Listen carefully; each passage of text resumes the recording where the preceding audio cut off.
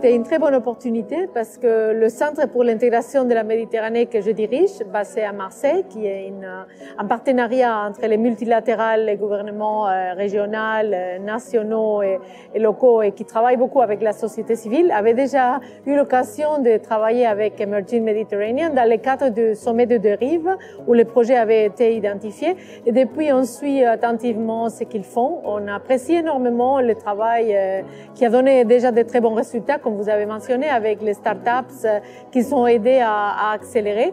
Et aussi, on s'intéresse énormément à soutenir cette fonction vis-à-vis des femmes, parce qu'il y a énormément de décalage encore pour ce rattrapage que les femmes doivent faire à la région dans le marché du travail et aussi dans la création et l'accélération des entreprises. Donc pour nous, ces activités sont essentielles pour aider à la transformation de la région. La transformation socio-économique de la région doit venir d'abord à travers les petites et moyennes entreprises et ensuite, grâce au numérique, on peut justement donner l'accès à ces marchés à des personnes que soit elles sont marginalisées complètement et des fois c'est les femmes, soit elles sont dans l'informel.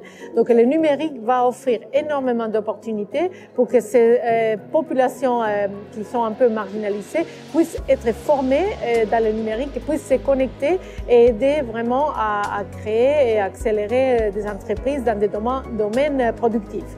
Moi, j'ai beaucoup appris des entrepreneurs femmes qui ont intervenu et que malgré les perceptions, le manque d'intégration, le manque de soutien de leur gouvernement, elles ont réussi quand même à créer et à fonctionner pas mal avec des entreprises qui ont beaucoup d'avenir. Donc, moi, je pars d'ici avec beaucoup d'espoir et en même temps un message de proactivité. Il ne faut pas laisser qu'elles se débrouillent toutes seules.